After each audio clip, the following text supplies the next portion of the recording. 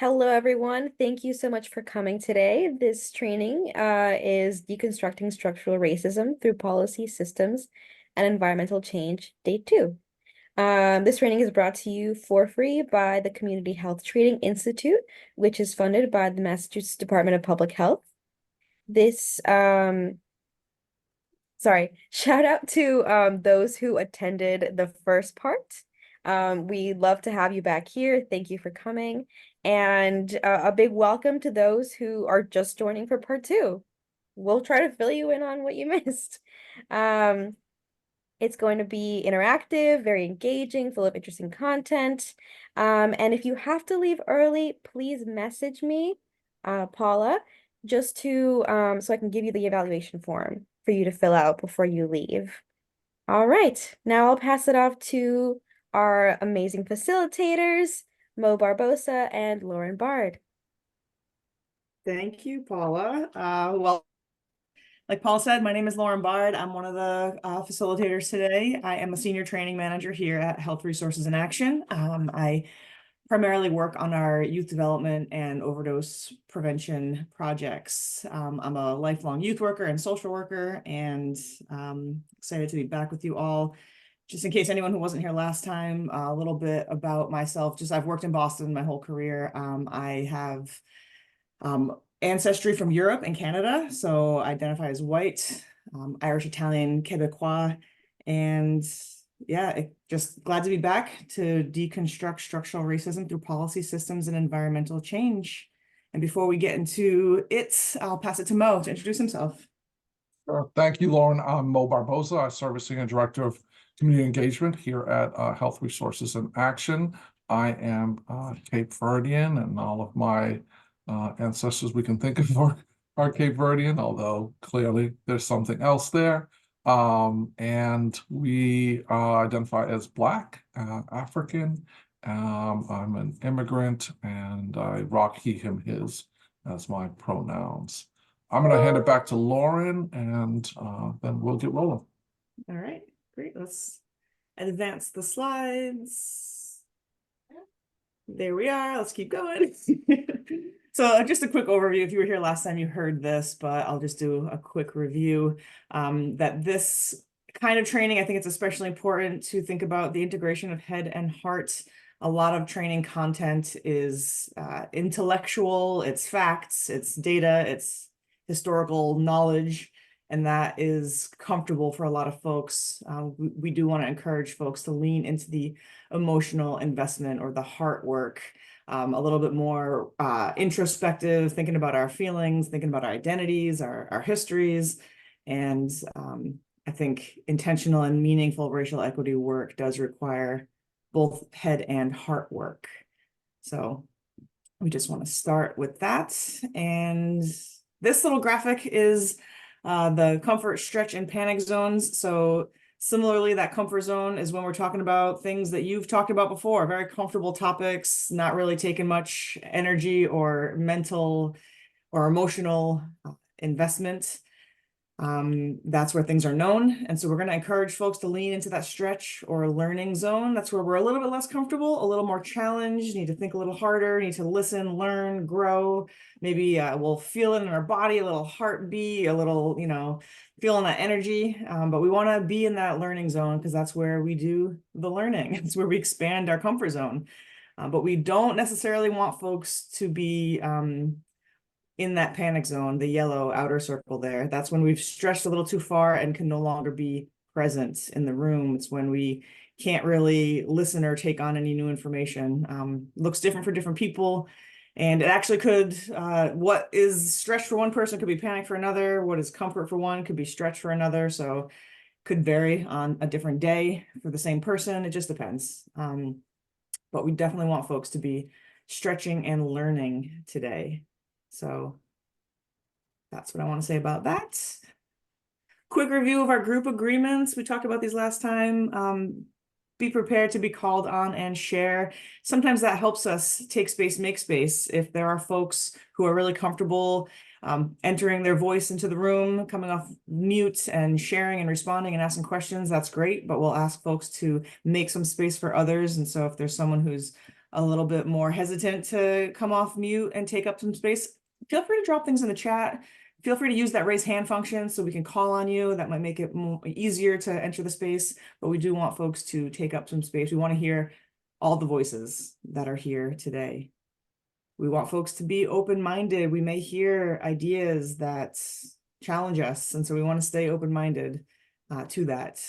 We're going to use the one mic policy, one person speaking at a time. 4 walls is really just our confidentiality agreement. It's what is said here should stay here, but what's learned here should leave here. So take the lessons, share what you've learned, but leave the details. You don't have to name folks, their name or their agency or who said what in detail, but take the lessons with you.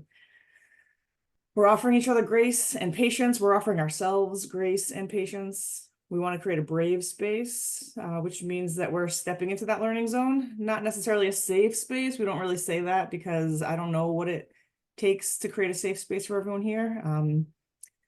So we're just going to ask folks to make this a brave space and then be mindful of people's lived and living experience and people's truths. So we're also, I'm going to try to use I statements and speak for myself and my own experience, and we'll be mindful of other folks' living experience as well. Does this sound reasonable? Anything we're missing or that anybody wants to add to these agreements?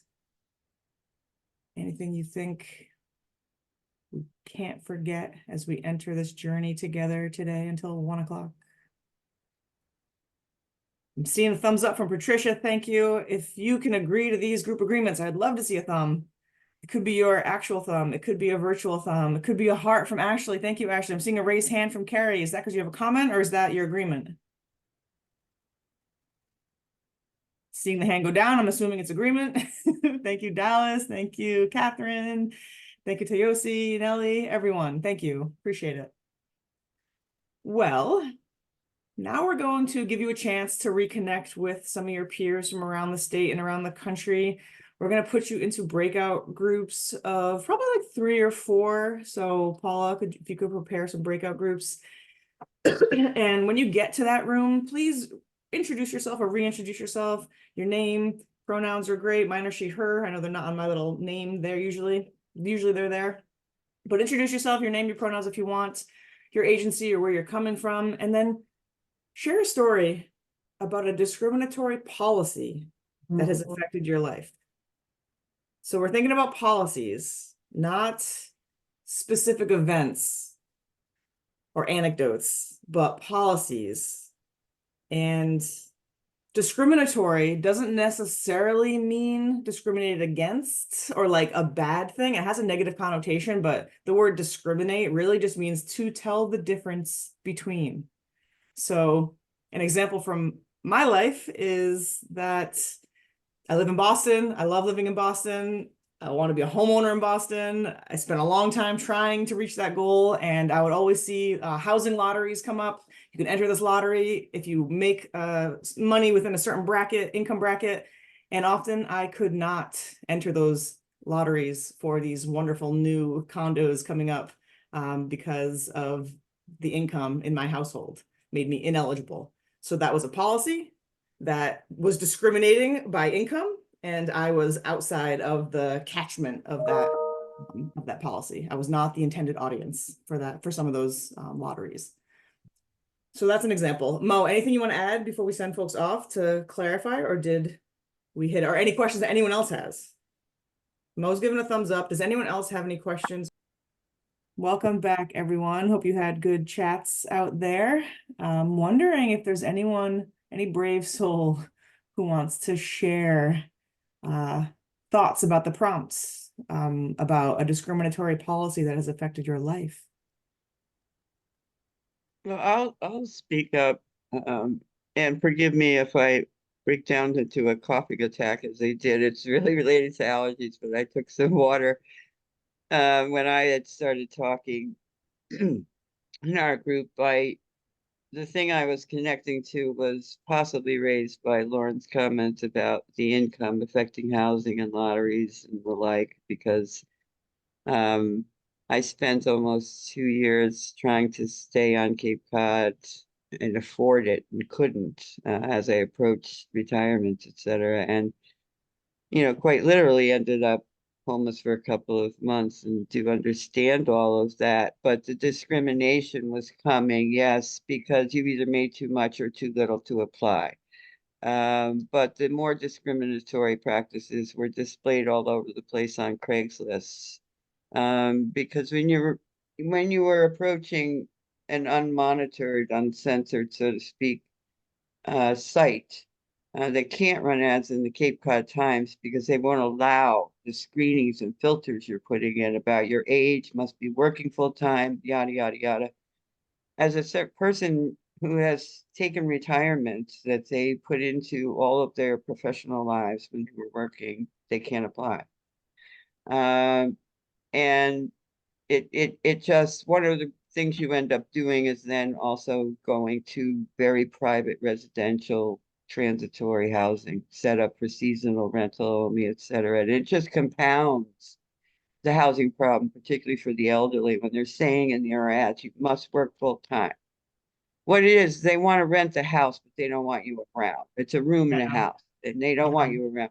Anyway, the other thing that led into a discussion from one of our participants wasn't able to speak, I believe, but the other participant was, she was a single mom of my sort of generation, and we talked for a long time, first her and then me, about how deeply that discriminated against us in terms of our professional career development, and the men who were hiring you, knowing you had a child, were expecting you were going to need more time off.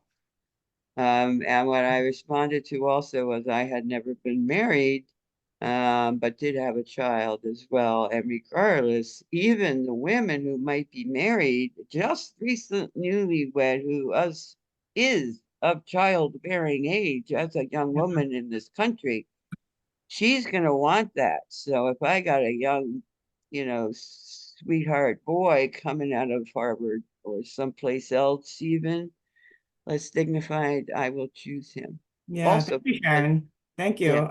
I want to just make some space for other folks to share, but I'm hearing income and housing rental. I'm hearing around hiring practices.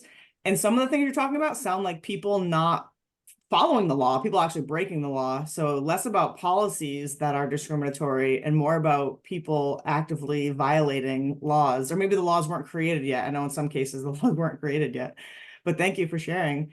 Is there anyone else who has a different kind of discriminatory policy that they could touch on? It's not related to income or those hiring gender practices. Deirdre. Yeah, related to hiring, but not that a very different bias. So someone in my group was talking about the difficulty in getting a criminal record expunged. And it made me realize, like, all of the jobs that I've had in the past 20, 25 years, I'm sure I went through criminal background checks, right? And like never had to worry about that affecting my employment. So that was a benefit to me from those practices. And also just shared that I know many companies or employees are moving away from that, which I think is a super positive policy change. Yeah, great example. Thanks, Deirdre. And I know there's movements to ban the box altogether and Yeah. Shorten the length of time it takes to get charge expunged from the record. So yeah, great example of a discriminatory policy that has advantaged some folks and disadvantaged others. Leaving a little bit of room in case there's one more quick one.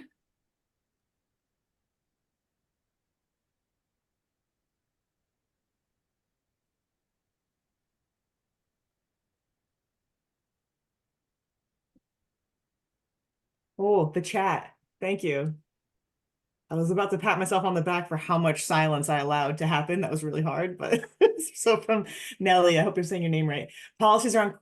Queer policies are still regressive. Non-birthing parents need to go through an adoption process for their own children. Queer families, sorry. Yes, queer families, the non-birthing parent going through the adoption process. Yeah, thanks for bringing that into the space. All right, Mo, I'm going to hand it over to you. Awesome. Thank you all so much, and thank you for going there a little bit on what is discriminatory policy that has affected your life. Partly we want to start there to kind of center our brain on policy, because it can get really easy to think about when we individually have been discriminated against, and sometimes that is absolutely the result of a policy, but also, as we saw, and thank you for Lauren for kind of teasing out a little bit of that, is that it can also be the choices that someone is directly making. And as we talked about race and racism last time, their effects are at different levels. We're really centering structural racism in this training, so we're really going to be thinking about policies that are discriminatory at that structural racism level. So as we go forward, we're going to kind of keep coming back to that. But I do want you, as you had a chance to talk about this, to think about in your own life a little bit of what were some of those things that you affected your life and the circumstances that you had. And those things may have been policies that directly affected you, or maybe affected the people who you share your life with, or the folks who brought you up, or the households that you grew up in, and the spaces that you grew up in. That all of those affect your life directly as well. These things have historical impact as well. And so the racist policies of the past have real life circumstances in the present, and unfortunately in the future. We're going to do a little bit of a refresher on racial equity and structural racism, just to make sure that we're all on the same page. Last time we introduced this concept from our friends at Racial Equity Institute called the groundwater. Basically, this idea that if you see one fish in a lake that's floating and dead, you think, what's wrong with that fish? If you see a lake full of fish, you wonder what's wrong with the lake. And if you see multiple lakes, then you have to wonder, what is it that's feeding that lake? And this is that idea that groundwater is what is feeding all these spaces where we keep repeating the same negative outcomes for the same sets of people. Next slide. Our friends at Racial Equity Institute put forward that a fundamental condition of American society is structural racism, that is foundational in how our country has been made, that racism is in the groundwater. So as we're thinking about the systems that we're trying to address and the policies that we're trying to change, we've got to locate that in the space that's feeding some of the groundwater that we're doing. And so as we think about policy change, it has to address some of the underlying conditions that cause the things that we see. So we don't want to act at the fish level. We may need to act at the lake level, but we really want to make sure that we're getting to addressing where this is coming from in terms of the groundwater. Our friends posit three things. If you go to the next slide.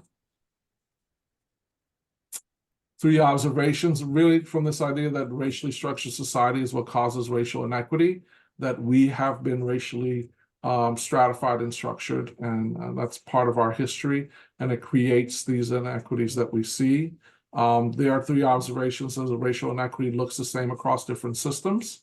So wherever it is that we are encountering racial inequity, it orients the same. In American society, it provides privilege and opportunity to white people, and provides lack of opportunity and disadvantage to people of color. And in some ways, that oppositional dynamic ends up being really white and black in most places, and some places Native American as well. And growing, we're starting to see that all of the groups end up being stratified within that same construct with these polar opposites. Our friends also put forward that socioeconomic difference doesn't explain racial inequity, and that inequities are caused by systems regardless of people's culture or behavior. It's not up to the choices that you make or the culture that you're a part of. These inequities are built into the systems. The next slide really shows us how this shows up in different systems. So racial inequity persists in every system across the country without exception. So if you think about these different systems, the orientation ends up being the same. Advantage goes to the same group, and disadvantage goes to a different group. The terms are sometimes different. So in health, we talk about health disparities. And so there's a nice definition there of what health disparity is. In education, we talk about the achievement gap as a way to kind of describe that difference between the educational outcomes that the system produces. In child welfare, we talk about disproportionality in terms of who is in the child welfare system to begin with, and which populations are both being put into the system and then what happens to them in the system. In the juvenile justice system, we talk about disproportionate minority contact. And this is, again, that young people of color are more likely to come into contact with the juvenile justice system. In the adult system, African Americans are more likely to be policed, more likely to be investigated or arrested, more likely to be adjudicated, more likely to be found guilty, more likely to serve longer sentences, and more likely to have those sentences be including solitary confinement. And that's across the entirety of the judicial system. In economic development, we talk about minority business enterprises. This is a way for disadvantaged businesses and spaces to receive some assistance to be able to compete in the marketplace without dismantling that marketplace. And then in entrepreneurship, we talk about inclusive innovation as a way to address some of that. I highlight these to show that in each of these different systems, we end up with the same result. There's a group that's disadvantaged and a group that has advantage. And then there are ways in which we try to address those particular disadvantaged groups.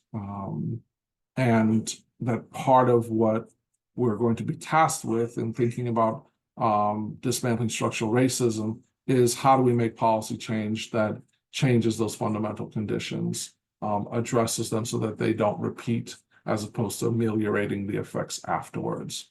Last time we also shared a few charts from our friends at Racial Equity Institute that just demonstrated what the results of structural racism are in American society, and this was the likelihood of having a bad outcome. So the comparisons between white and Black folks in the US. So if you go to the next slide, I think we showed these are the multiple times you are as likely to have a bad outcome if you're Black versus white in America. Things like diabetes and being suspended from school, or being identified as victims by child welfare system, or getting a loan, lots of different spaces where the same bad outcomes result for the same sets of folks. And that these are compounding. And so when we think about structural racism, it's also how these systems interact with each other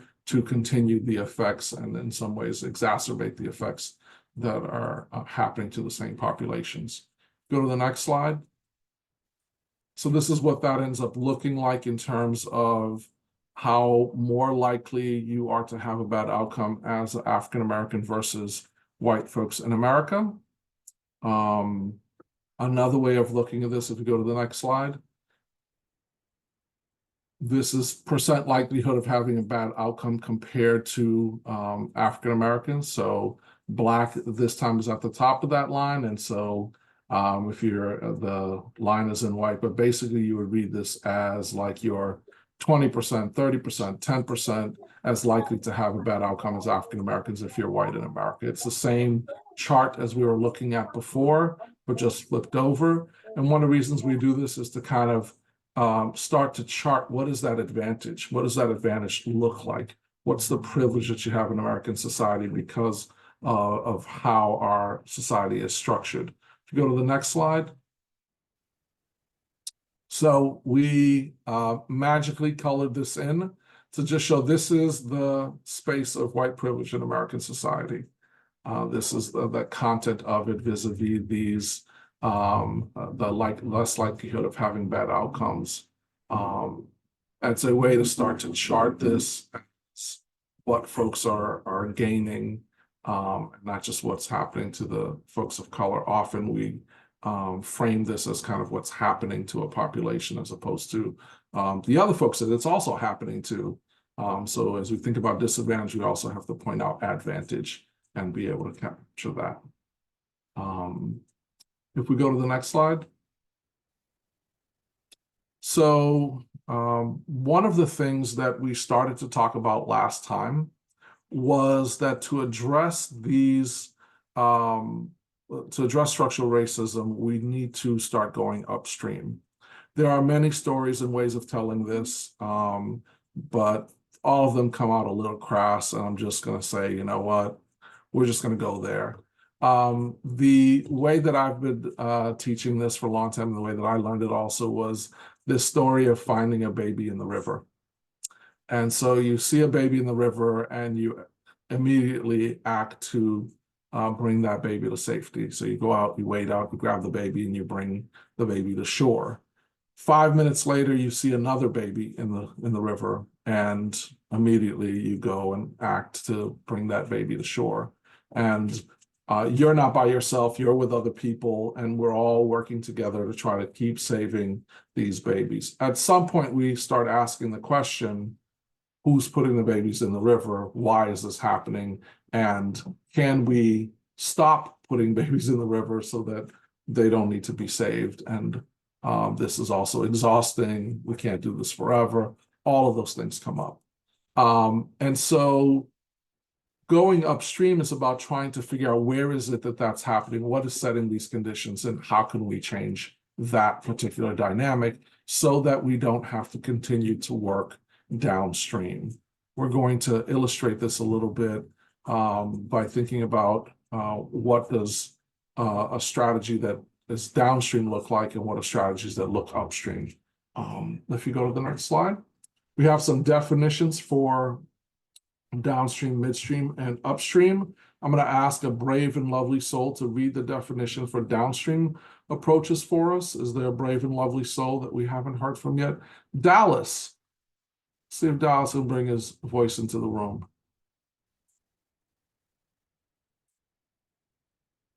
And only because I almost wore that shirt today. We would have been twinning. Health equity takes upstream. Downstream approaches interventions that seek to address immediate health and social needs of populations. Good. We're just going to read that one. Is that one? We're good. Thank you. Going to ask folks, what's a downstream approach? Something that's looking to address immediate health and social needs of a population. Maybe something that you do at work or something that happens in your community. Tina, you coming off mute on purpose? Awesome. Yeah. I was just gonna say like social programs like SNAP or something that help give people food access. Awesome. Great example. So we know that people are hungry. We are meeting folks where they're at. Carrie said a food pantry. Absolutely. Let's stay in that food space because I'm a food person. I love to continue to think about food all the time. Had a great egg breakfast this morning, so I'm still thinking about it. So those are the downstream approaches. Let's look at midstream. Is there a brave and lovely soul, maybe with glasses, who would read midstream approaches for us? I Somebody can with volunteer. glasses? Thank you. My blue light glasses. So midstream approaches, interventions that seek to reduce exposure to health risks by either improving physical, working, and living conditions, or through the promotion of health equity environments, or healthy environments, sorry, but same thing. So what might be a midstream approach to this food idea? What might be a midstream approach to issues with food? What do y'all think? That maybe would reduce the exposure to not having food or So- improve the living conditions. Go ahead, Tina. Sorry, I'll just jump in again. Making sure that there's grocery stores that are accessible. So trying to minimize food Yeah. deserts or bring in like mobile food markets or even like CSAs that are free. Yeah, absolutely. So putting the food actually closer to the people. Sharon. In terms of food, I'm thinking about a lot of mobile food pantries that might be addressing homelessness, but also in terms of the elderly, there are a lot of programs that go beyond just the food pantry. Somebody might need, to include delivery, Meals on Wheels, Salvation Army, etc. Absolutely. Meals on Wheels is a very good example of a downstream approach We know folks need food. We're going to bring it to them. We're addressing the need for food, but we're not addressing the problem that's causing that need. That's what's different about going upstream. We're actually trying to address the problem that's causing the need that we're seeing. So when we see that a symptom, we're actually addressing the thing that causes that symptom. Can I ask somebody to read the upstream approach for us? Brave and lovely soul, maybe somebody from outside Massachusetts. Anybody outside Massachusetts today? Hi, Mo. I'll be happy. I'm from Connecticut. All right, we're not going to hold it Joining against you. my friends in Massachusetts, I'll be happy to read it. Upstream approaches are interventions that seek to reform the fundamental social and economic structures that distribute wealth, power, opportunities, and decision-making. All right, you're where in Connecticut, Catherine? I work in Middletown. Good stuff. Been there before. Good stuff. So what is an upstream approach for addressing food insecurity? What do you think? I can share more. Something we're trying to do more of and explore at Greater Lawrence Family Health Center is giving patients prescriptions for healthy food and free healthy fruits and vegetables. So it's that, systemic of taking away the barriers of costs and access and travel. Ashley, I'm gonna push a little bit. Please do. Is that an upstream approach, or is that addressing the problem after it exists? I guess that's maybe sometimes it depends on the patient. But so it could be both. I'll say yes and. I'll take a strong yes and absolutely. A lot of times, a lot of what we're doing is addressing it after it exists. And what we're trying to say is, how do we build, instead of like addressing food insecurity, how do we build food security? What would allow people to have access to healthy, fresh food where they are without, with less opportunity to maybe miss it or not have access to it. I see somebody said container and porch gardening. Thank you, Deidre. What's a policy that would allow for that?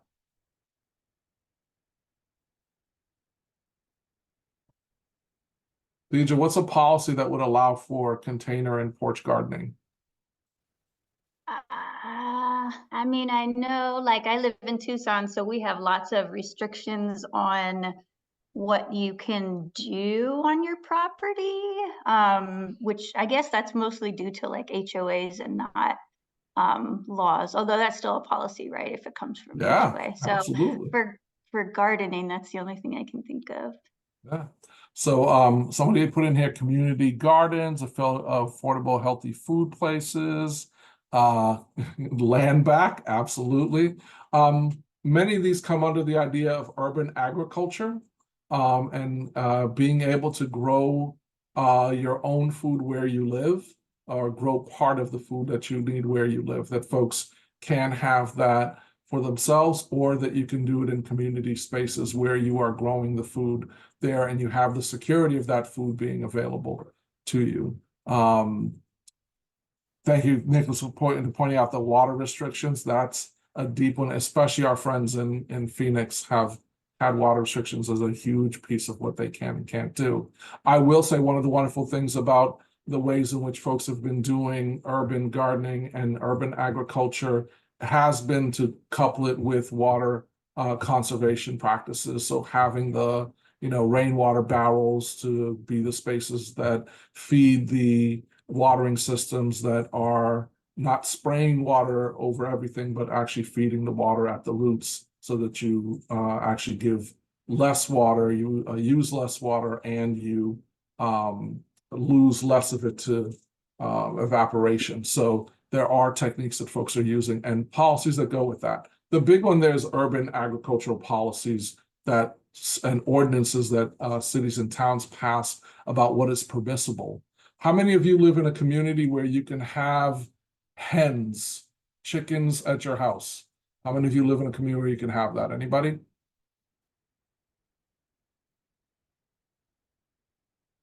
No one lives in a community where you can have hens? I would say more like in my town you can, but I live in an apartment building, so we cannot have hens in our apartment. And I think Can't right have it in your apartment? back Yeah. to equity, like sometimes we talked a little bit in our opening about like affordable housing, and that's a policy, right? That we can't afford to buy a home. So if you own a home, sure, you can have chicken and net and fresh eggs, but if you can only afford to rent in an apartment, you can't. Yeah, absolutely. So having some of the having some access for everyone might mean we have a coop on the roof. Is there a community garden space that's accessible to folks who live in apartments where they can garden, where they can keep hens and so forth? All of those are ordinances and policies that are passed at the local level that we have some ability to impact.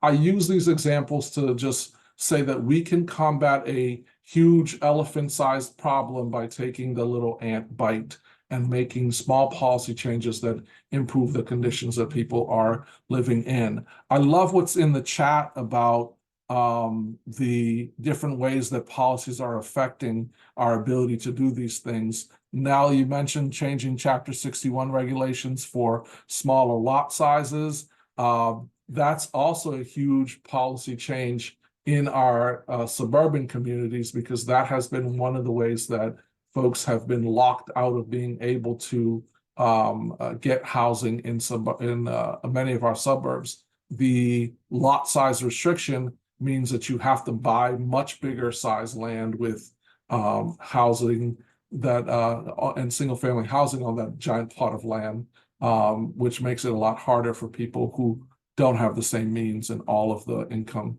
that they would need to provide for that. And then also that affects folks in urban spaces who are trying to do gardening, because changing the lot sizes would allow for some of that space. Absolutely. There are lots of angles to come at this. And so it's also how we want to start to think about the structural racism that we're trying to address, that you can come at it from many different angles, and you may be able to make some policy changes that address some of these root causes and certainly ameliorate the things that we are seeing downstream from them by using upstream approaches.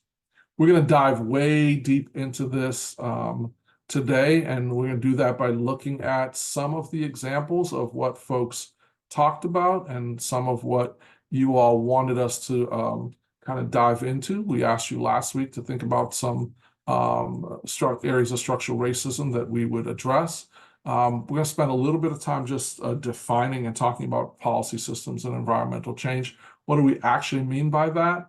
And then we're going to dive into a couple of case examples for the two areas that you selected, education and healthcare. And then we're going to spend the last 40 to 45 minutes of our time really focused on how do we actually create some policy change in those two areas, and ask you to really work in some small groups to help us get there. So I'm going to ask us to take a 5-minute break, and then we'll come back and dive into policy systems and environmental change. So the only thing you have to do during your break is to look away from your screen. I'll ask you to go ahead and stop your video, and we'll see you in 5 minutes. Victoria or Paul, if we can play some music, if we have it. That's amazing. That's a great use of our break time. You made it happen. All right, policy systems and environmental change. I'm going to ask us to just do a little refresher. I'm sure folks are familiar with some of this, so I'm going to spend a little bit of time on it, but we can also dive if we need to.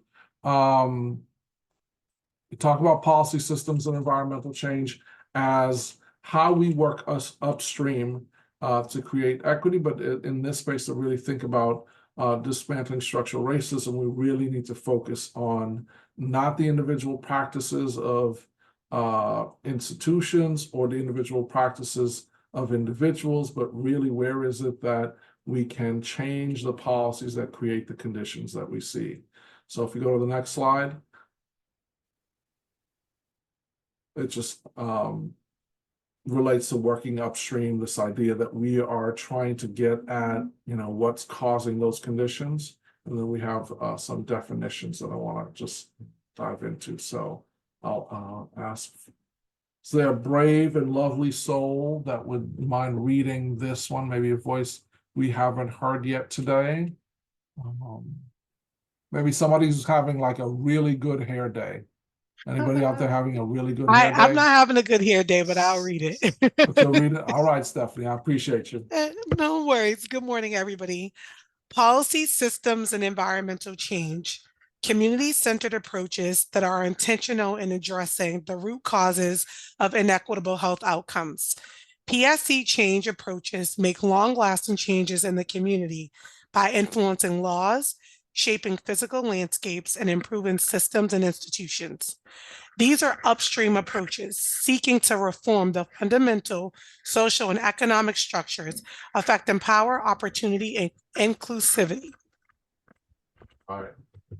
That last sentence for me is like really capturing it. It's like we are seeking to reform the fundamental social and economic structures affecting power, opportunity, and inclusivity. Who has the right and opportunity to determine things, who has access to the opportunity to do things, and who has been in the past excluded and is now included. So as we're thinking about making policy change, we want to really be thinking about how we are shifting things to be more inclusive, for people to have more opportunity, and for more people to have access to power. This past weekend, we had in partnership with the Mass Alliance, we had a training for people who are thinking about running for office. And the way that we partnered with them was around centering equity and thinking about who has not been included in the spaces that have prepared people to not only run for office, but to win elections and then be in representative government. So in American society, and especially in Massachusetts, our history of exclusivity there includes people who've been excluded because of their racial background, their ethnic background, their gender, folks who are non-binary, LGBTQ folks, people who have different levels of ability. All of these groups are folks who've been excluded from the opportunities and power. So as you think about creating policy change that's focused on addressing structural racism, really think about how has structural racism excluded people? How has it limited or kept folks from having opportunity? And where is it that we can upset the power dynamic that's existed by providing opportunities for those who've not had power to have power with, not power over, right? My internal feminist reminds me that just flipping the system over doesn't actually mean revolution. We are actually trying to create systems where people can hold power equitably, not have power over each other or change who has power without changing the dynamics of holding power. We have some definitions for policy, systems, and environmental change specifically, so I want to spend a little time on those. Go to the next slide. All right, let's see if we can hear from some other folks who we haven't heard from today. Is there a brave and lovely soul that would read the definition for policy for us? Sure. Thank you. A policy improvement may include a law, regulation, procedure, administrative action, incentive, or voluntary practice of governments and other institutions. Sometimes you'll hear people say like big P policy or small p policy, and that's really about whether it's a policy of government or a policy of an institution. I like to think about institutional policies like school policy or hospital policy, departmental policy like community development department policy, and then governmental policy is like laws and ordinances. But there are instances where you're dealing with like the state office of, conservation or something, or the public health department. Those might be policies that are also non-government, not directly laws or ordinances, but are also part of government. Either way, it's locating where is that policy that we want to address and make change in, and then working to make that policy change happen there. Can I ask somebody to read the systems definition? So a brave and lovely soul that would read systems for us in a voice that we haven't heard yet today. How about, where's Toyosi? You still with us? Yes. A systems improvement may include a change that impacts all elements, including social norms of an organization, institution, or system. Really thinking about how do systems interact with one another, what allows you to, what is it that's maybe getting in the way of people being able to be equitably supported between systems, and how do we change how those systems interact so that we get some of that equitable treatment. Specifically in structural racism, we have to think about how is it that systems have compounded each other, and can we change those dynamics? And can the supports that we are trying to create be passed along through systems so that you gain the benefits that you're maybe not getting because of how those systems have interacted in the past? Thank you so much, Toyosi. Is there someone who would read environmental change for us? Brave and lovely soul we haven't heard from that would read environmental for us. Maybe somebody who doesn't have their picture up who's willing to step up. I'll do it. Thank you, Freya. Environmental improvements may include change of the physical, social, or economic environment. These are a little bit harder because you're trying to change massive things. So sometimes it's addressing the physical environment. So physically changing how things are structured in the environment.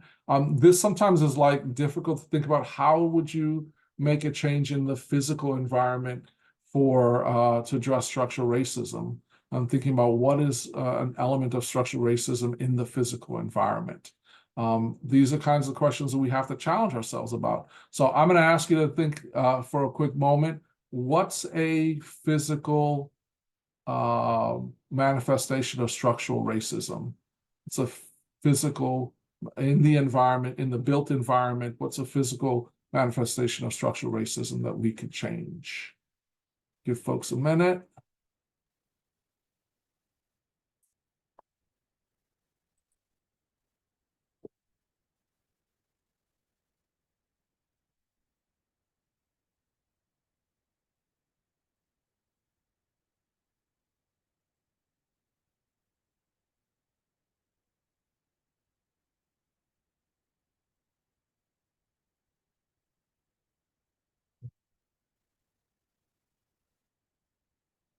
Again, we're looking for a physical manifestation, so not like in the body, but in the built environments. Sharon, you got an example? Well, the first thing that really came to mind for me was kind of mentioned earlier when you were talking a lot about the agriculture. And quite honestly, I immediately, think of the Native Americans, even with your comment about Massachusetts and focusing my work on the Mashpee Wampanoag tribe, etc. That just in general, not that specifically, the exclusion and exclusivity involves pushing them elsewhere, whoever the them is, to the most. I mean, look at redlining. It's just a root.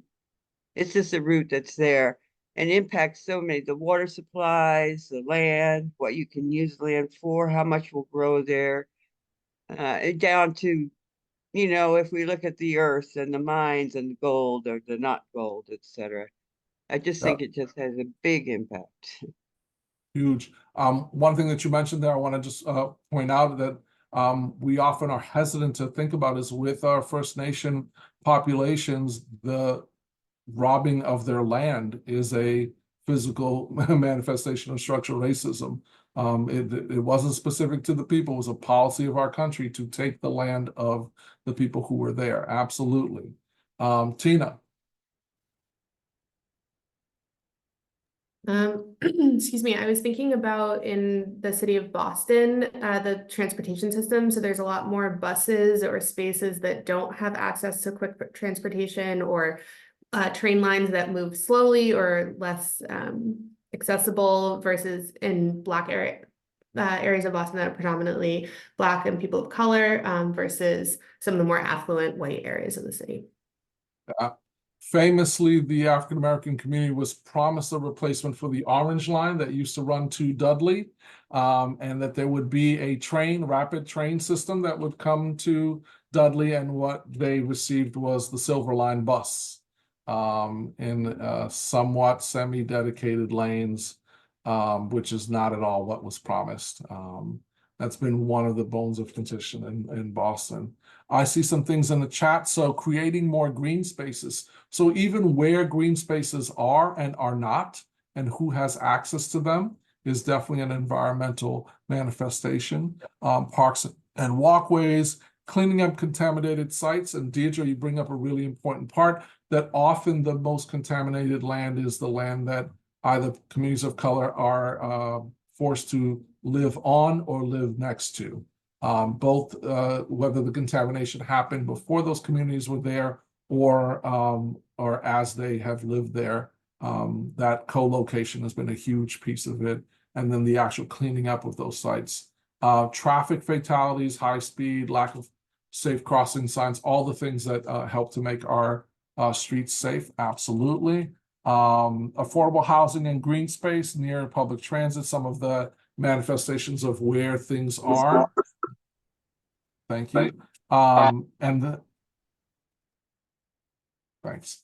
The proactive management of floodplains and management of gentrification and displacement. So certainly the floodplains one is a huge one right now, as we're thinking a little bit more about what the impact of climate change is. One of the spaces where we're really struggling with is the impact of climate change on communities of color who are in spaces that often are in spaces that are more vulnerable to start with. When we see most of the coverage of the way that climate change is impacting communities directly, it's, the house on the water and the erosion of the sand dunes or the cliff, and this house is going into the water. That's one of the ways of thinking about it. But there are many low-lying communities of color within the urban center that are also facing these same challenges and issues. It is also one of the challenges about climate change, of course, is it affecting everybody as well. So certainly we need to be cognizant of that. And then I see gentrification, and I'd like to talk a little bit about displacement, just because it brings up some dynamics there that, for example, the folks in mostly Black Harlem that sold their house, the folks who owned in mostly Black Harlem who were Black, who sold their housing, they weren't gentrifying Harlem, they were selling their spaces, but dislocated and changed who they were and who was there, and really challenging for how we frame things, because our ideas of permanency, of what communities belong to whom, are also part of this dynamic. I point out all the time that if you go to Mattapan, which people will say is the Black community, you go and, in the middle of many blocks, there's a synagogue, because this was the Jewish community. And, the Irish Catholic community before that, and so forth. And immigrant cities like Boston, of course, and I'll say immigrant places like Massachusetts have a lot of that kind of changeover over time. So ideas of permanency are also challenging. But in terms of thinking about environmental change as change to the physical environment, there are other examples that we can think of about what is where and who it's for. Our original conception of the MBTA had lines going out to like Dedham and Woburn and a lot of the suburban areas, but those communities decided to not allow the MBTA to bring the T to those communities, because they didn't want those people coming to their community or having ready access to those communities. That was a piece of change in policy at the state level about where communities would go and who had the right to say where people could go. One famous example is the bridges that go across the highways in coming out of New York City and going towards Long Island. The city planners purposely built the bridges low so that the city buses couldn't ever go out to the outlying areas so that they could keep, again, those people from being able to access those outer suburbs. And there's many examples of how these racist ideas come into policymaking and about where places can be. In terms of changing the social and economic environment, it can be a little bit more difficult to bring about that kind of change, but it's an important aspect of addressing structural racism. Things like economic development programs have in the past tried to create a Black economy within the broader white dominant economy, which sounds like the right thing to do. And I understand why a lot of folks have really fought for Black businesses and Black banks and so forth, but it actually doesn't address the problem. It ameliorates the effects of the structural racism, but it doesn't eradicate the root. And so we have to really be thoughtful about what is it that we're actually trying to solve for, what is it that we're trying to address. I want to trouble folks with the kind of next piece of this is that focusing on policy systems and environmental change, and really today we're going to stay in that policy space, is difficult because it comes at the opposition of doing some direct program work. Sharon, go ahead. It's stemming from the last thing. Go ahead. And all I could think of, and any improvements or any idea that anybody in Massachusetts or anywhere is thinking of, wonderful accomplishments with regard to bringing more equity into the socioeconomic world of the business world, etc. I am always shaking my head because I am immediately hit with a 5-letter word, TULSA. Don't forget Tulsa. And I did it again. I did it again when you started speaking of that territory of this world. And it just, I don't know, it just speaks to me every time. I just had to say that. Go on. I'm sorry. All good. Thank you for reminding us. We have some really important and poignant examples of how this has taken shape and how when folks have tried to address structural racism by ameliorating the conditions, there's been a backlash to it, and often a violent backlash to eradicate how folks are trying to ameliorate it. The Tulsa example that Sharon is sharing was a Black economic development area, a community that had built itself up, and it was burnt down. People were murdered. Place was bombed with actual bombs from the Air Force to destroy that community as it was doing well. It seems like an isolated example. There are many, many examples of that kind of backlash throughout our history that's more familiar than sometimes we give it credit for.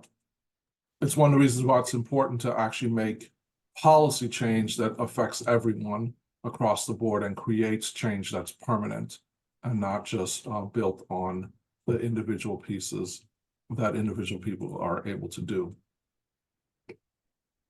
I want to address, sorry, go ahead, local Lauren. example, just a local current event example for folks in Massachusetts, the MBTA Communities Act, which is passed by the state, requires that communities that have public transportation available, train lines, buses, that they create more multifamily housing and more affordable housing. And so that's law.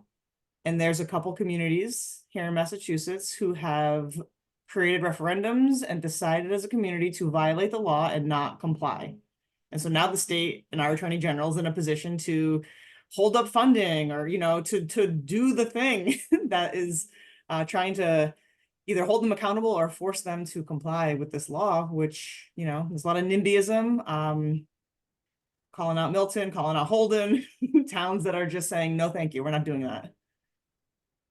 So an attempt to ameliorate just, structural racism and actual backlash and just people saying no. And just to like tease that out a little bit, part of the policies that are in place that have to be repealed in those communities are policies that were put in place specifically to keep out people of color from being able to buy property and live in those communities. And then policies that came after it to perpetuate who was able to live there economically and also making it harder for people to move in. So some communities have policies where you've got to be over 55 years old, if you can believe that, for some properties. The lot size provision is about economic discrimination that also keeps out folks who don't have the benefit of generational wealth to be able to make that next purchase. For years, the American Realty Association would not show people of color houses in communities that were majority white. They had a policy of not disturbing the character of that community, is how they put it, but really it was about not changing the racial makeup of communities. So regardless of whether you have the money and are able to pay for it, they just would not show you those houses. There are other policies about the size of housing, which is really what this particular law is trying to ameliorate, is that for a long time in many of these communities, you could only build single family housing, which then meant that only people with single family housing money could live there. While people enjoyed the things that the city center had to offer, but they would go back to these bedroom communities where they didn't have to have apartments and so forth be in their community, quote unquote. And so this is trying to change some of those laws by saying, if you're going to have the benefit of transportation, we need to have that available for everyone in different economic spaces, because we all equally pay for it. It is one of the big challenges that communities face, that as we're trying to address the impact of structural racism over the course of the last 100, 200 years, we have to actually make some physical changes to the communities that we're in and change the practices and how people have been doing things to be able to address it. This isn't just about ameliorating things for the people who have been affected. It is also about addressing how the people who've been advantaged are living, which makes this a lot harder for folks. Often people are looking for policies and practices, if you're going to institute them, that are fair.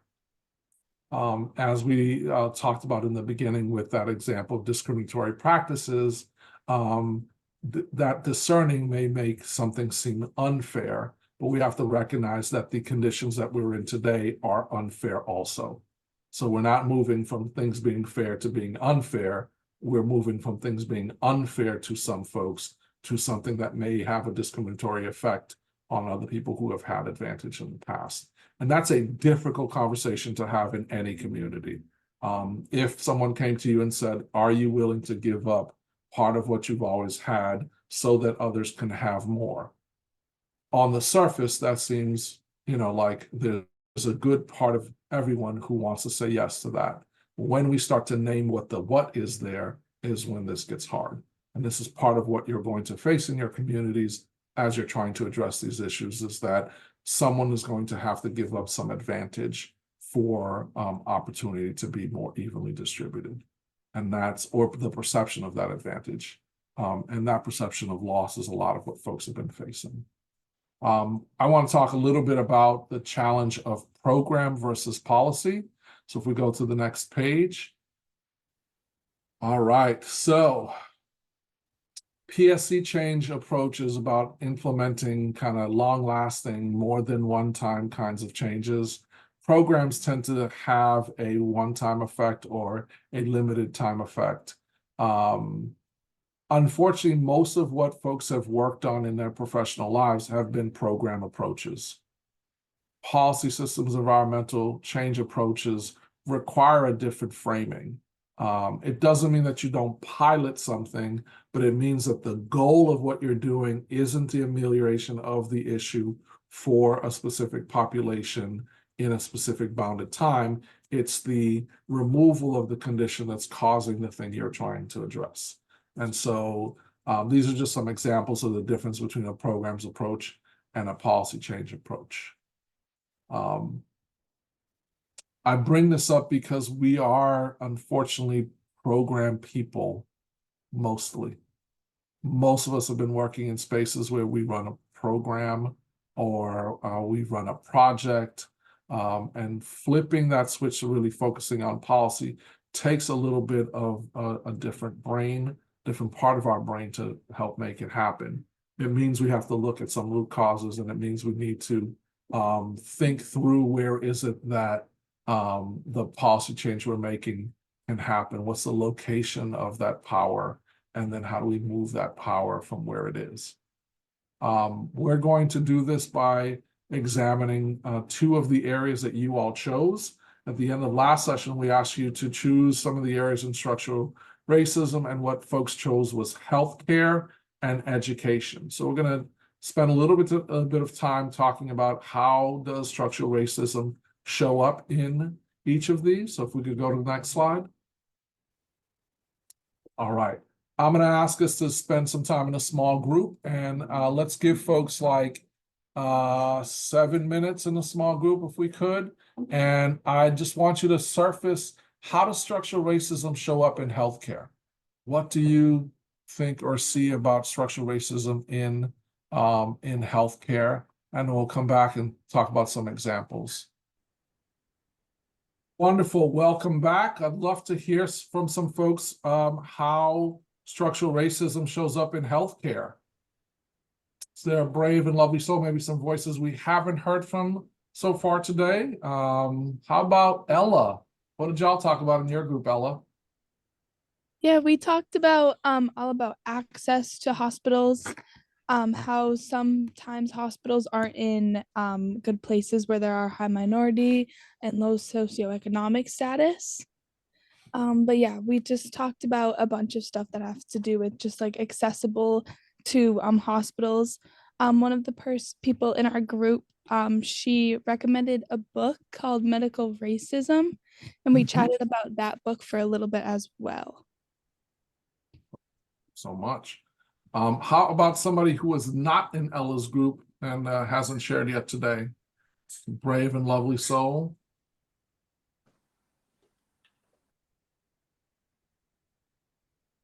Lillian, is that you? Oh, Nicole. Let's go Nicole first and then Lillian. Go ahead. So we talked about lack of minority representation in leadership and decision-making roles. Mostly how like the higher ups that are in the policy and decision-making process are older white men making decisions for the minority groups. That just happens in healthcare? Now that happens everywhere. So again, when we talk about structural racism, it's the same groups have had the advantage in each of these different systems. So then who has the power has also been the same in these different systems. Lillian. I just wanted to acknowledge that Ella and Fair are students in graduate school right now, and it was really refreshing to see them online. The other thing is just to say Stephanie Campbell had a real example that is happening right now in Massachusetts with the culture of steward health and the impact it's going to have on minorities and people who can access healthcare. So if you haven't heard it, she said it was in the news, so look it up. Something big is going down. Stephanie, did you want to just give us the 30-second version? I don't think that exists when it comes to talking about steward.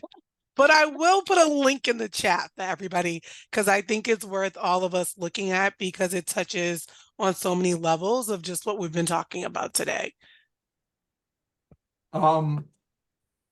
Appreciate that. Thank you. If you could put that at the end of the session so folks aren't looking at it now, that would be awesome. I did notice, Lillian, you said some, these are MPH students? I think so. Fair and Ella, can you introduce Yeah. yourselves? I think you're from, yeah. Hi, I'm Ella. I'm actually an undergrad at UMass. Undergrad, okay. I'm in my Awesome. junior year. I have an internship at Greater Lowell Health Alliance. So they just gave me the opportunity to attend this to get some internship. Awesome. You know who's really cool in that area? Yeah. A lot of people. I'm just kidding. Yeah, a lot of people. Lauren, oh, you were clapping. Awesome. Faya, where are you? Yes, I am also an undergrad. I'm in my sophomore year, and I am doing an internship this semester at Madison Park Development Corporation in Roxbury, and I'm working in the community planning department. Tell Javier I said hello if he's still there, or Will do. Lyndon. Good stuff. Good stuff. Thank you all for joining us and being with us. I thought you were graduate students. I was going to give you the little like career thing to look up jobs with us, but it's too early for that just yet. But we'll see y'all in a year or two. Come to us, take a look at who we are. I want to hear a little bit more about structural racism in healthcare. What else did folks talk about? Any other groups? Anybody can go, whether you had talked before or not. Here. Any other examples? Language barriers, insurance types. Huge insurance barriers, absolutely. And I think just the idea of insurance being available at all, sometimes only if you're employed, because you're falling through all the cracks of the other system. But in addition to the lack of representation in terms of a BIPOC person in the field, mental health or medical health, there's also racism that gets brought down and still exists from what was created. Everything from a Black person getting a different diagnosis than a similarly aged white woman would, and even the idea that a person who came to the country enslaved and tried to escape that was given a mental health diagnosis back in the day. So these are very, very, very historical, generational, trickle down battles. And so it just leads, once and we talked of what was already spoken from the other groups, but it just it's astounding. And I think the only other thing I would mention is that the education and the healthcare are totally tied together. We don't start educating BIPOC folks and children and allowing them to get the education they need for that representation, it will never change. So that's all. Thank you, appreciate that. Our friends at the Urban Institute have created a really overwhelming map of conceptual map of structural racism in healthcare. I'm going to share it with you so you can see it, but then we're going to look at it in a more easier way to look at it. Toyosi, go ahead.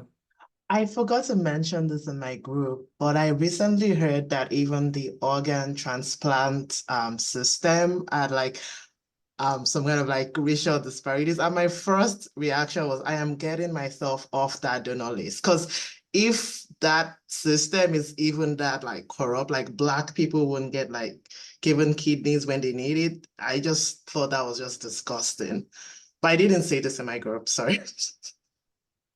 I appreciate that. There are lots of things about how racism operates that are deeply disgusting. I'm with you completely on that. And some of the challenges are that just opting out of these systems actually benefits the folks who are already benefiting by the system. So we need to find ways to change those systems themselves. I want to just go over this conceptual map real quick, and we're going to break it down so it's a little bit more easier to take in. But really what they're trying to say is what we see as health disparities is the result of three different things. On the far end, a grand set of things that really come from how we think about healthcare to begin with, and how we think about it in terms of fairly racist thinking. So inequitable mental models about everything from who can be in pain, who deserves care, to the economic efficiency. Well, if most people are this way, then we should be doing it this way for everybody. Some things that don't at the surface look like a specific discriminatory practice, but has the same effect. And then even that health is not seen as a fundamental right, but is a commodity, and thus that benefits the people who have access to wealth and have access to income, higher incomes, and so forth. So lots of mental models behind all of this. If we go to the next slide, it kind of helps to break this out a little bit. Thank you. So mental models include how we think about healthcare to begin with and how that impacts folks. Lots of racist structures as well. This is both about the healthcare that's provided, the structures that people are coming from, the community environments that they're coming from that impact their ability to get care, but also everything from how things are maybe thought to be made race neutral, but fail to serve populations. We're struggling in this country right now around systems that were centered and normed on male health, failing women ridiculously. And those failures are about we haven't explored and done the work needed to support women's health, because has not been seen as important. And so we've got like a 200-year head start on the health of men, and we are far behind on the health of women. Likewise, we have not supported or included people of color in that same framing of being healthy and healthcare supporting people. And so there's some wide disparities there. These racist structures and the mental models create some enduring health disparities that get to these poor health outcomes. In terms of those healthcare disparities, they're around coverage and affordability, around access to care and utilization, around quality of care, and also one that kind of gets hidden is the financial structures that support or create the care that's available to folks. So thank you for pointing out the Stewart example. There's a system that serves a broad set of people of color who otherwise are not going to be able to access other services. The people who have more resources can simply just move to another system of care, but the folks who don't have that are in these underfunded care services. One of the things that Urban Institute also found was that BIPOC folks were more likely to be receiving their care from underfunded spaces. When we come back from our 5-minute break, we're going to look at a little case example for structural racism in healthcare, and then we're going to dive into just an example for structural racism in education as well. So I'm going to take our 5-minute example. I've shown you the 5 minutes. Now, we're using this 5 very often because I want you back in 5 minutes. Go. COVID was another space that we saw quite a bit of disparity that came to the surface. This was early on in COVID that 22% of US counties that had more than half of the coronavirus cases and 60% of the deaths. These 22% of counties were the ones that where Black folks made a disproportionate share of the population. There are many reasons why that was, including things like the folks who are seen as essential, unemployed, or the dead happen to be more Black and Latino. We'll look at some of those causes and think a little bit about how healthcare is affected by the things around it. So we're just going to quickly look at these slides. Go to the next slide. This was the in the beginnings of the outbreak, the folks who were getting laid off, Hispanic folks and Black folks at disproportionate rates. Next slide. The living conditions where people of color and ethnic minorities spent their time, densely populated, residential segregation. Remember all those single family houses with yards in the suburbs, overrepresented by white folks, underrepresented in terms of people of color, meaning that they were more often to be in spaces where they were much closer to other people who were also impacted by the virus. Further away from grocery stores and medical facilities, multi-generational households, and a huge overrepresentation in congregate housing. Next slide. Work circumstances. So often getting fired or laid off, but on the other end of that, overrepresented in essential industries. So more exposure to infected people in terms of who was doing the work, Hispanic and Black or African-American workers. Next slide. And then on the underlying health conditions and low access to care. So not having health insurance, distrust in the system, serious underlying medical conditions, and the stigma and systematic inequalities all led to people having just a greater susceptibility to COVID-19. Next slide. And this is kind of what we've learned there, is that the existing conditions post-COVID were really potent comorbidities, that these affected people's lives together and impacted their mortality. Next slide. So zoning and neighborhood segregation, again, as folks talked about, so disproportionate number of COVID-19 cases in those spaces where folks had less access to open spaces, clean air, water, green space, et cetera, as well as full service grocery stores, et cetera. So we talked about. Next slide. And then employment discrimination and home ownership gap. So if you have less income and less family wealth, you are more likely to be in spaces where your unemployment caused you to not be able to get away. I know a lot of folks who moved in the pandemic or went and stayed at their other house in the pandemic or moved to a space to get out of the city during the pandemic. And a lot of folks who were unable to do that were disproportionate people of color who didn't have the economic means. And then as also the folks who, because of the home ownership gap, more people who are living in apartments, more susceptible and closer to people who were sick themselves. Next slide. Awesome. We're going to talk a little bit about structural racism in education, but I want to get you all into groups so you have a little bit of time to think about this for yourselves.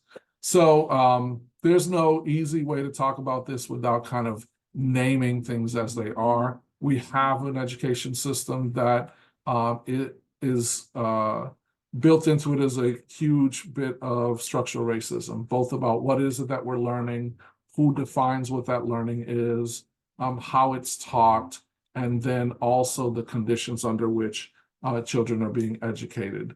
One of the biggest pieces of this is that we have tied education system financing to the taxes of your local community.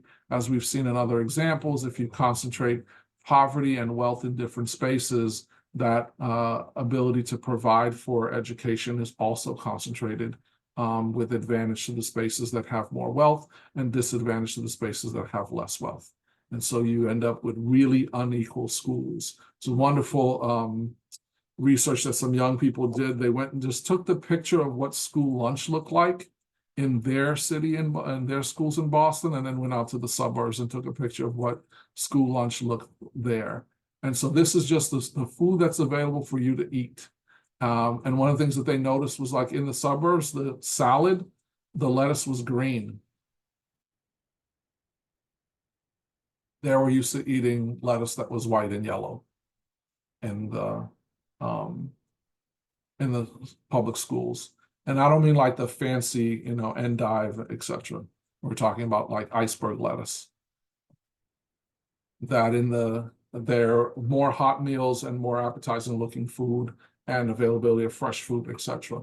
And that's before you get to what is it that you're even learning. For example, if you don't get algebra in the 8th grade, you will not learn calculus if in high school, if you don't learn calculus in high school, you're probably not going to go to top tier engineering or computer science schools in the country.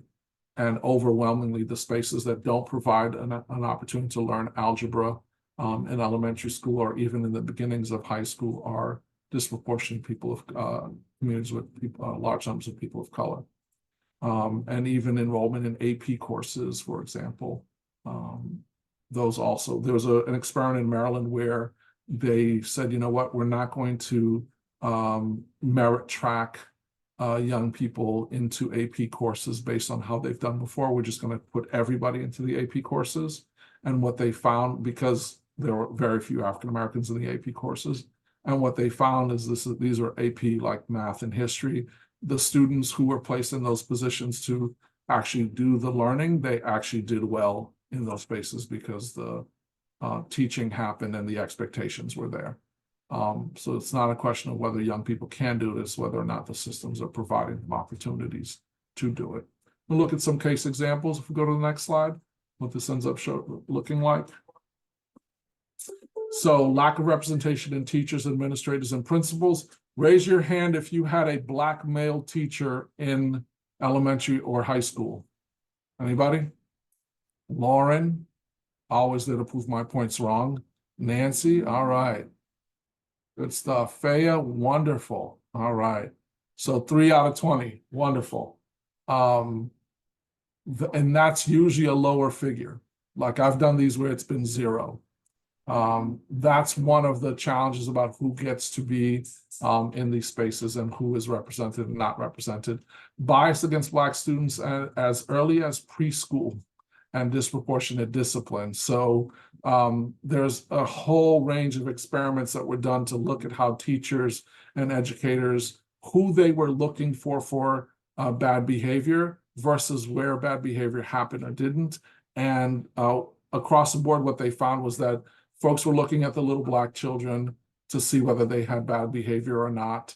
The experiments followed the eyes of the teachers and administrators to see where they were looking, not necessarily whether they saw something. And it disproportionately looked like they were expecting and looking for the Black children to do the bad behaviors. And also this bears out in what we see in the actual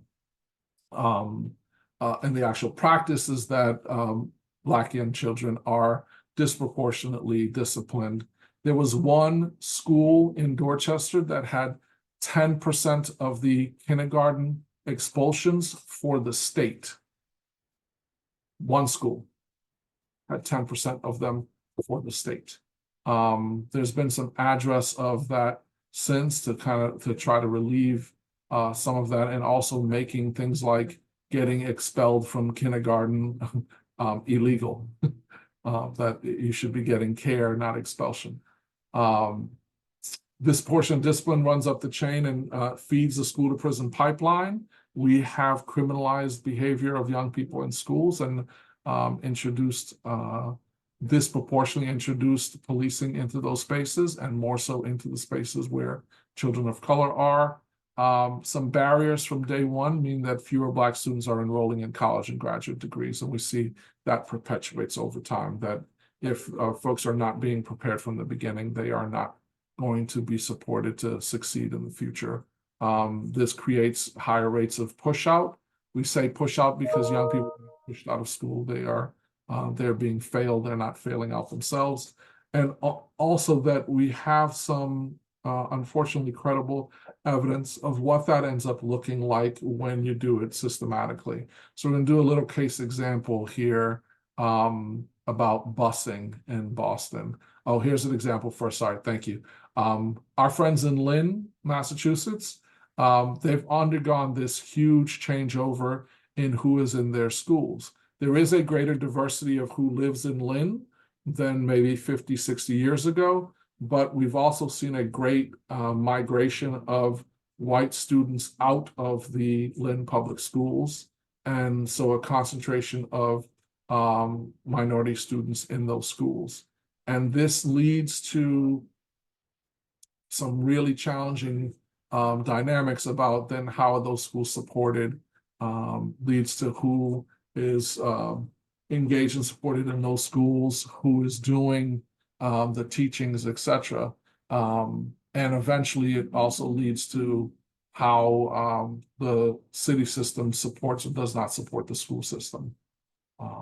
Lynn, like many other cities in Massachusetts, are going through this huge changeover about who has power in the space. And even as their populations are becoming more integrated and less majority white, the people who hold power continue to be majority white. And that keeps showing up in the decisions that they make that affect folks. Lauren, did you want to say something here? Well, Mo, you did some pretty good coverage of the story in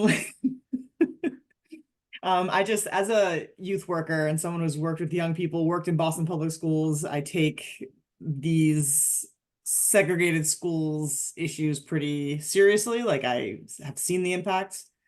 Did not experience it personally. Had a pretty privileged education myself, but I think the more I think about and like look back on the Supreme Court decision after Supreme Court decision that upheld policies or practices, yeah, like you were mentioning the property taxes thing, and that's something I took for granted. I just assumed like, oh yeah, schools are funded by property taxes. Like you fund the schools in your district. That makes sense, right? Just assuming that it's fine until you like see a town like Brockton right next to Abington and the disparity between those two neighboring towns and like who's going to college and who's getting, calculus classes. And I think like if we did level funding across the state, we would not have the grave disparity that we do have. But it was, a district in Texas sued about this, and the Supreme Court said, no, it's fine. It's fine that we fund our schools with property taxes. This is back in 1973. And so the number that I don't forget is that there's 23 billion more dollars funding white districts than funding districts that are majority students of color with the same number of kids, 23 billion dollars more. So I don't know. I just feel like we show what our values are with where we put our money. So that's all I'm going to say about that. Awesome. Thank you for that, Lauren. Those of us who are in Massachusetts, we live with the history of busing in Boston and the national kind of implication for it. I'm just going to do a quick, reporter's eye, the 5 questions on busing in Boston and structural racism in its space. After the federal rules around elimination of segregation in schools and the push to desegregate schools, Boston was pushed in many ways, including by the federal rules, but also through suits that were being brought forward, including by the NAACP, to address the racial inequities in the Boston public schools.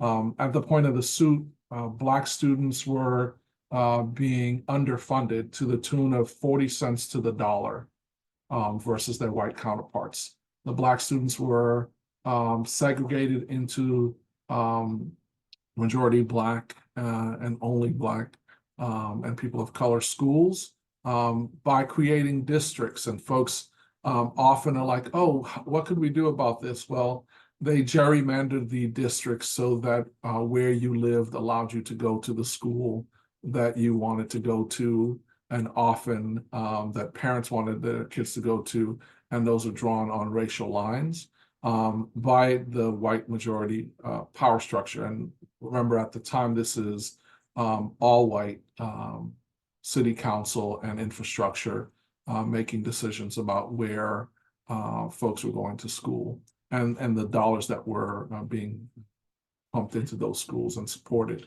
And so they tried many things for about 15 years of different suits and laws being passed at the state level that brought the feds in. There are rulings by many judges to desegregate the schools, and the system kept resisting the the idea that they would be forced to fund Black students equally as funding white students. The solution that was put forward was, okay, if we can't get you to put the money in the places where the students are, we'll put the students in the place where the money is.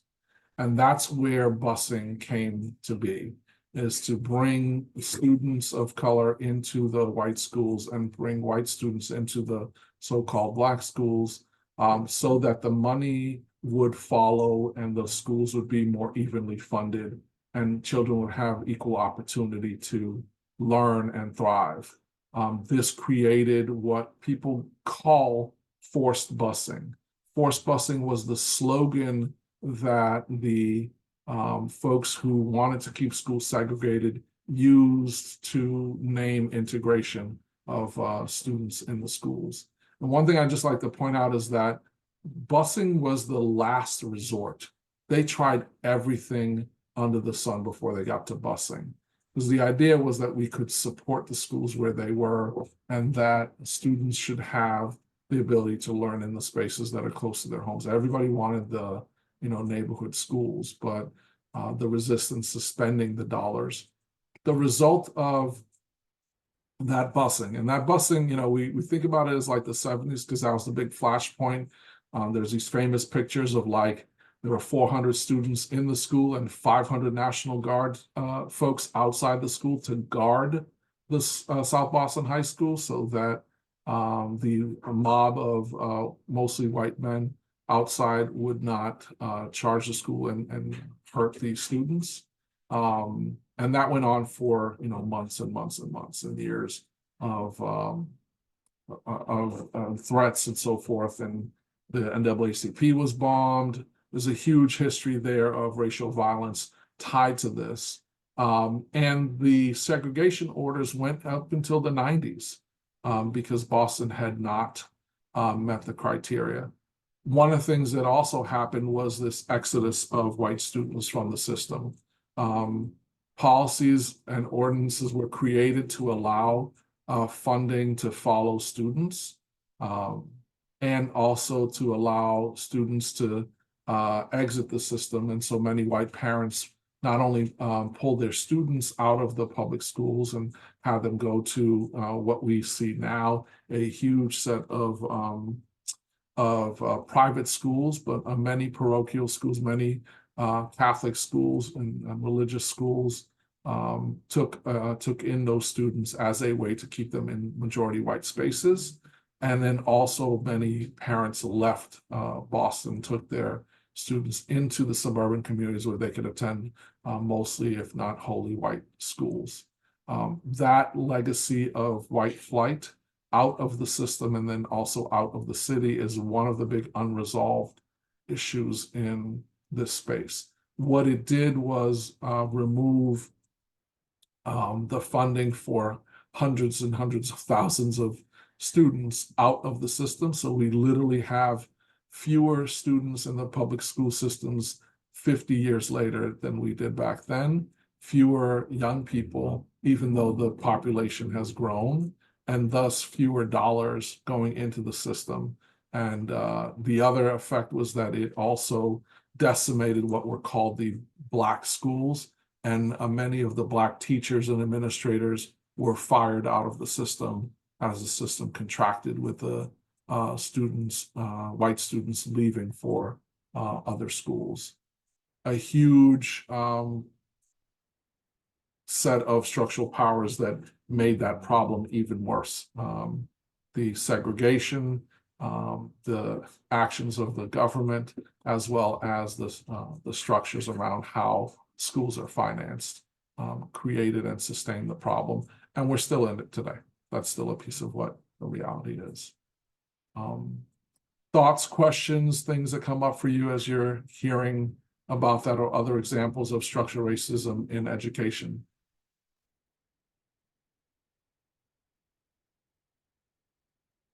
Sharon?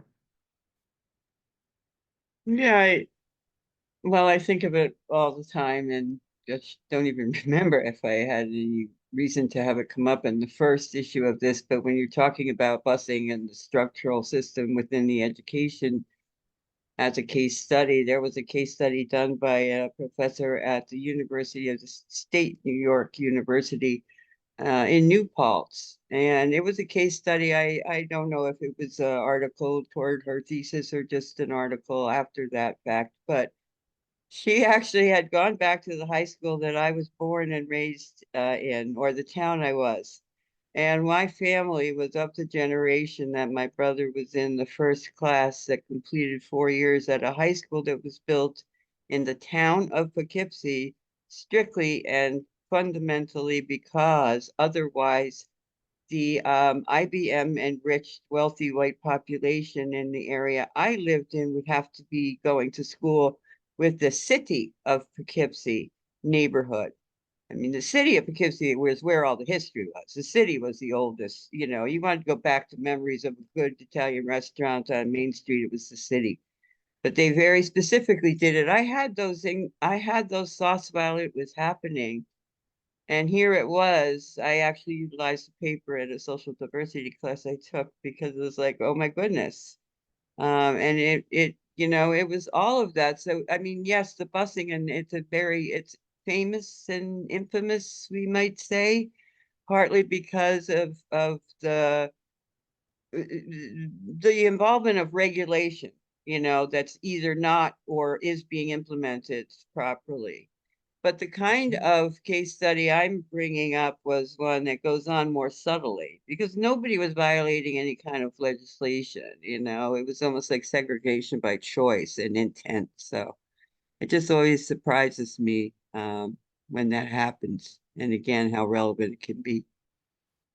Sharon, great point there that some of this happens and doesn't look like the structural racism, but has the same effect. Toyosi. I was just gonna say, as you're giving this history, it's I was thinking about how we're also seeing this in real time with this MBTA 48 affordable housing law. Like loads of these communities are like losing it, like about like not wanting to comply because they think it's gonna bring more minorities, more people into their communities. And I am like, you would also complain about homeless. Like, where are people supposed to live if every single place is single family housing? Yeah, so I just think it's really great that we're seeing like what happened in the past, how that's still playing out now. Absolutely. And people will keep making up reasons given time. There'll be something else to put forward there. Absolutely. Next slide. So I had shared some of these. Yeah, you can go. We're going to skip these two. Keep going. All right. So I'm going to give you all 10, 12 minutes. I want you to think about a policy change that would address structural racism. I want you to get creative about what that could be. When you come back, we're going to talk a little bit about what it addresses. And as you're thinking about it in your small group, I want you to trouble things this way. One, remember the ant that eats the elephant? It's one bite at a time. So you don't have to dismantle all of the systems with one policy. You could think about it just narrowly within education or narrowly within healthcare, and an aspect of education or healthcare that you want to take on, and think about what would be a policy change that you would see really addressing some of the root causes there. The other thing I want you to think a little bit about is who will that policy change provide better support to, and who might see it as providing them disadvantage. So who might see it as providing disadvantage and who might see it as providing more support. All right. Let's say 10 minutes because I want to have a little bit of conversation when you come back. Welcome back. And I see that some folks were, we could see the mics going, so we know you had some good conversations. I'd love to hear from a few folks who haven't shared out loud. Just give us a sense of what you all talked about. Is there a brave and lovely soul who hasn't had a chance to share yet? Nell, who'd like to go? Or Carrie? Oh, I'm not even muted anymore.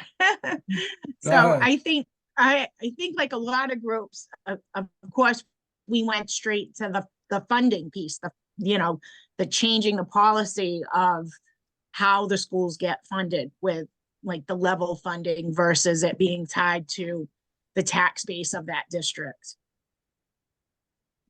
All right. Nancy, what did y'all talk about? We talked about universal health care and linking universal health care to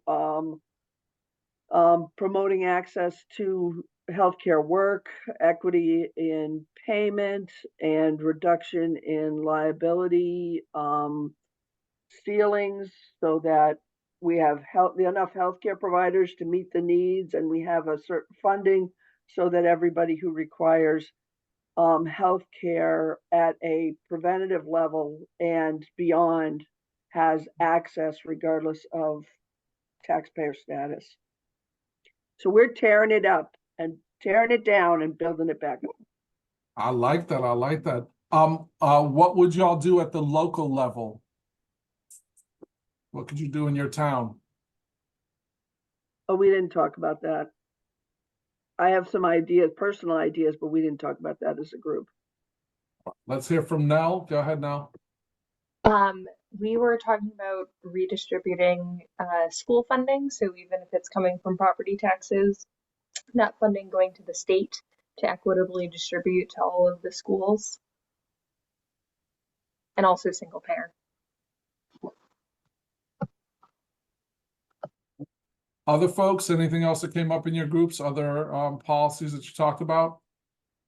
Anybody can go here.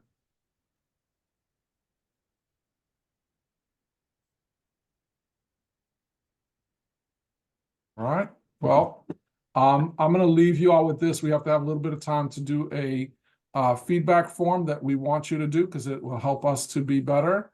We're going to give you that in a link. Just quickly, I want to leave you with two things. If you remember anything from these two sessions at all, Ant takes one bite at a time. So we really want to focus on taking on the structural change that we can do from where we are. And importantly, that our ability to do that is tied into being willing to see the problem.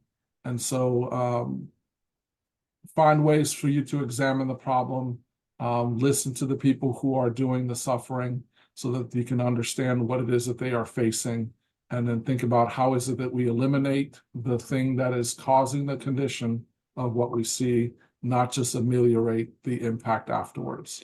Thank you so much. I'm going to pass it to Lauren to say some last words, and then I think Paul is going to talk to you about the evaluation. Yeah, I just want to thank everyone for spending this time with us, especially those who came back for session 2. Thanks for being here with us at the Community Health Training Institute, graciously funded through the Department of Public Health. Yeah, that's all I want to say. Over to you, Paula. Thanks, Lauren and Mo. Again, just want to thank those who stuck with us from part 1 and who came and joined for part 2 as well. This was a great training, and I hope that you all taking away some amazing lessons. And now we want to just focus, switch the focus over to the feedback form. So Victoria sent it here in the chat. It's the SurveyMonkey link. And it's like 2, 3, there you go. She sent it. Thank you, Victoria. She sent it again. So if you can all just fill that out in these 3 minutes that we have, that would be so appreciated, so that we can, see what you like, what you didn't like, what we can improve, and just make all these trainings better for everyone. Thank you so much.